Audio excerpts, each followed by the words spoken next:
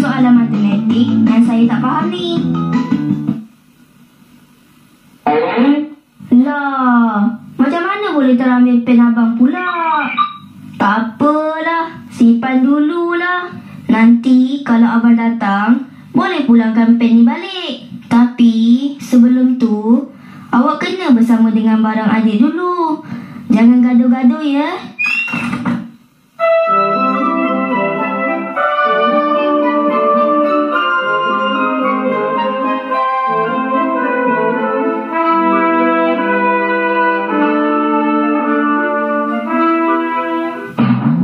Hidup semua kawan-kawan. Kita bebas. Kita bebas.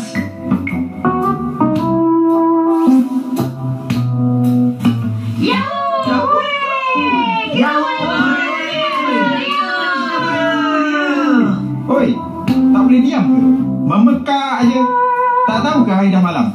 Langsung tak hormat.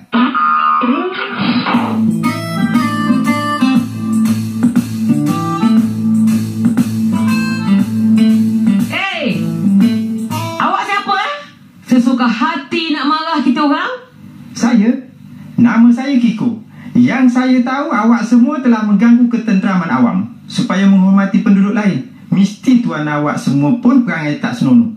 Kiko ke, Koko ke, Milo ke, saya tak kira. Amboi, sedapnya mulut awak bercakap mengata tuan kita orang. Untuk pengetahuan saudara, tuan kita orang merupakan tuan yang terbaik di dunia ni.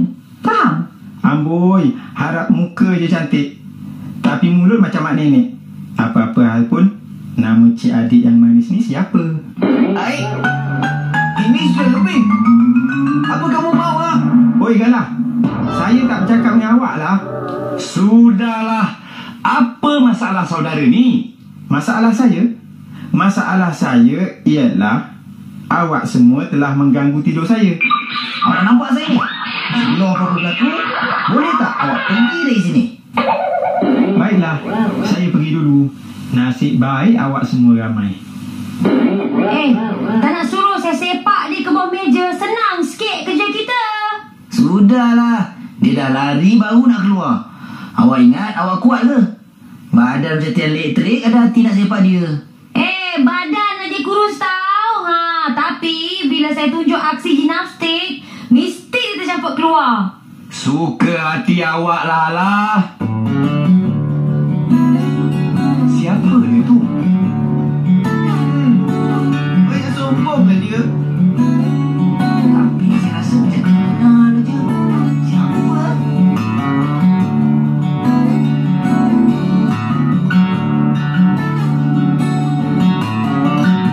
Dasar dia lah. Malas saya nak fikir. Janji dia tak kacau kita lagi. Mana awak tahu dia tak kacau kita? Yelah, kalau dia kacau kita, kan awak boleh lawan. Setahu saya kat sini, awak lah paling pintar sekali. Hai, macam Perli aja. Ini dah kira melawan ketua ni.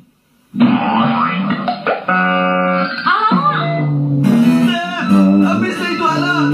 Sudah kena pada bos. Aduh, kenapalah saya ditakdirkan berkawan dengan si Ala ni? Maaflah bos, tak sempat nak break. Bos ingat badan bos ada yang sakit. Badan saya pun sakit juga tau. Dahlah badan tu keras macam papan. Awak ni alah, saya nasihatkan supaya memberhentikan kegiatan awak yang menyusahkan orang lain tu. Sampai hati awak, Steph. Cakap saya macam tu.